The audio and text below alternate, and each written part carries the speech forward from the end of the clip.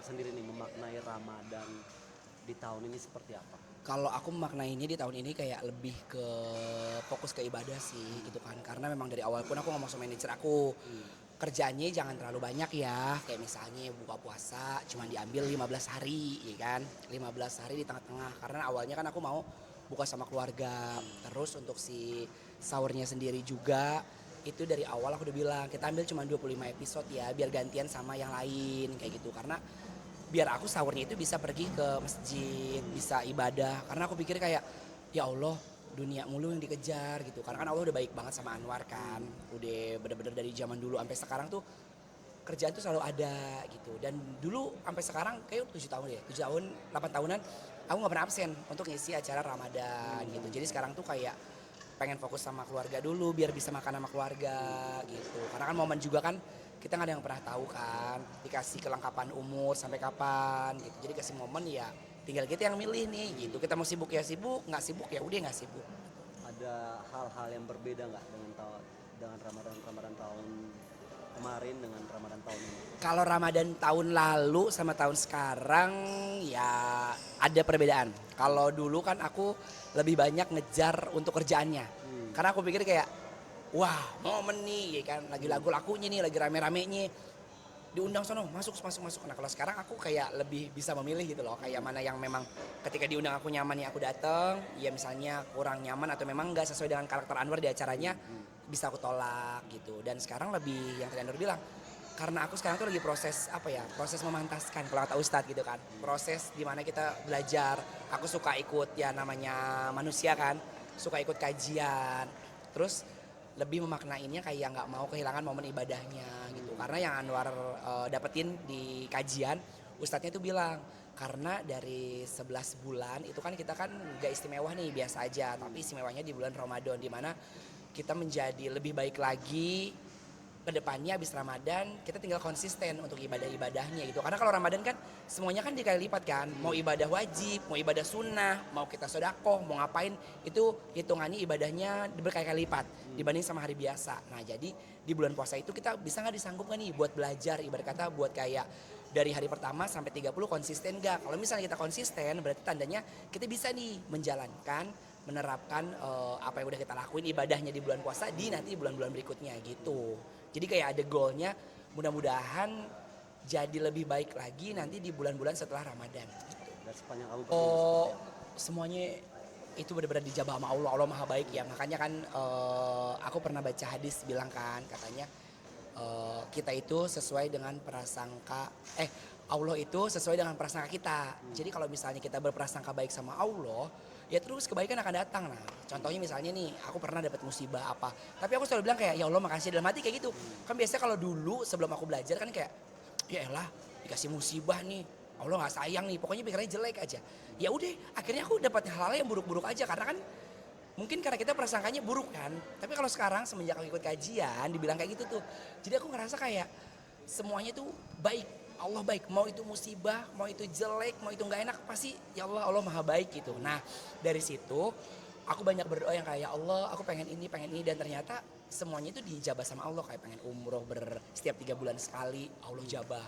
Aku pengen umroh waktu itu bareng sama orang-orang penting ya kan, ibarat kata orang-orang yang memang punya apa ya punya link bagus buat aku ke depannya, aku dikumpulkan di satu travel itu. Dan aku nggak tahu mereka tuh siapa-siapa, dan ternyata mereka adalah orang yang berpengaruh gitu, pembisnis segala macam. Itu kan buat aku pembelajaran juga kan. Terusnya kalau untuk materi ya tadi Anwar bilang Allah nggak berhentinya ngasih Anwar materi, ngasih kecukupan terus. Karena aku doanya pun gitu, ya Allah kasih aku kecukupan, jangan aku kasih kesempitan, kefakiran.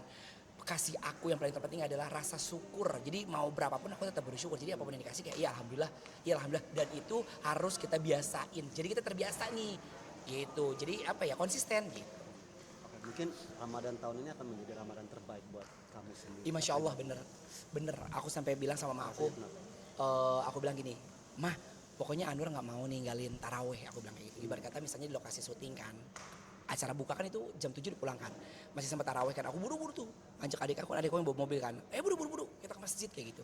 Terus aku pengen ada di awalan waktu setiap kayak misalnya kita lagi sholat nih, lagi apa kerja di Tangerang misalnya. Itu kan biasanya kalau antara zuhur sama asar kan aku suka kepotong-potong kan karena lagi syuting nih. Sekarang enggak, aku bilang break dulu, semua sholat. Semuanya sholat dulu, jadi akhirnya ada break walaupun kayak asar walaupun jeda dikit. Sholat dulu aku bilang gitu. Ini kita kerja jungkir balik, apa sih yang mau dikejar, bener nggak?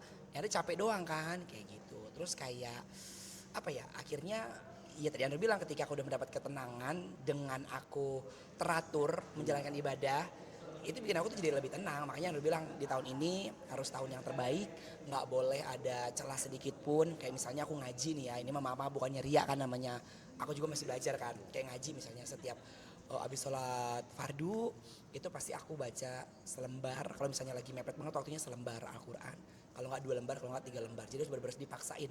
Dan bener Ustadz waktu pas Andro kajian tuh ya di masjid bilang ibadah itu harus kita paksain.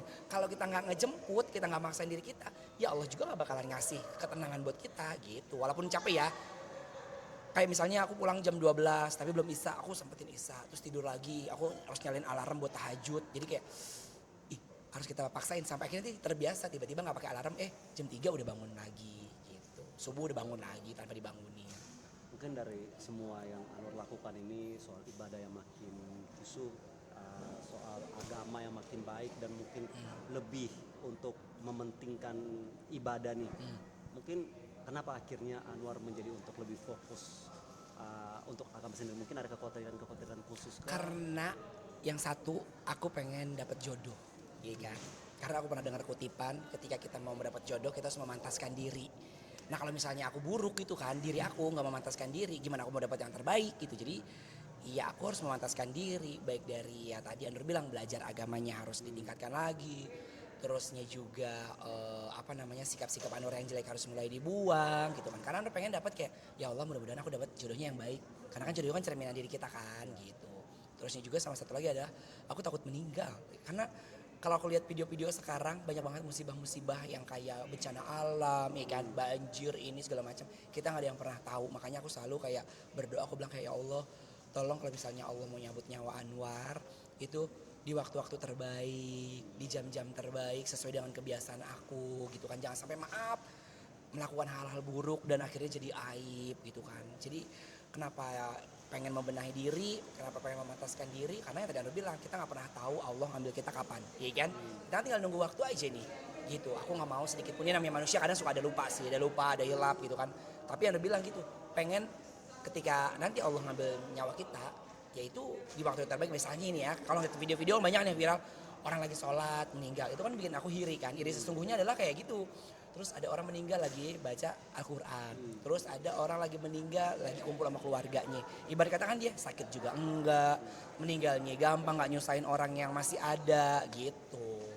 Itu aja sih, memantaskan diri intinya. Memantaskan diri. Mungkin apa yang menjadi alasan utama untuk kekhawatiran utama Anwar untuk pengen segera punya jodoh? Untuk mungkin Karena kekhawatiran dari umur saya sudah tua ya. Saya udah kepala 30 tahun. 30 tahun udah tua ya buat Anwar, karena aku ngelihatnya adalah teman-teman aku semuanya udah nikah. Feli, Mumu, Kiki, ikan Kiki udah cerita mulu sama Anwar. Ketemu lakinya begini kan dia sweet banget kan. Terus aku bilang kayak masa gue harus nyari suami gitu kan, bercandain gitu. Terus aku bilang kayak kata Kiki, lu kan suami, lu harus mencari dong. Bilang kayak udah gimana ya, ya itu kekhawatirannya ya tadi. Teman udah nikah semua, jadi aku kadang di rumah tuh overthinking. Makanya aku sekarang lebih banyak main sama teman-teman yang muda-muda.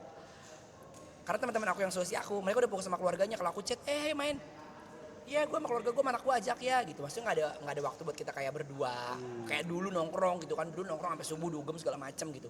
Nah kalau sekarang mereka udah punya keluarga, paling main jam 9 udah pulang lah, jam 9 udah pulang.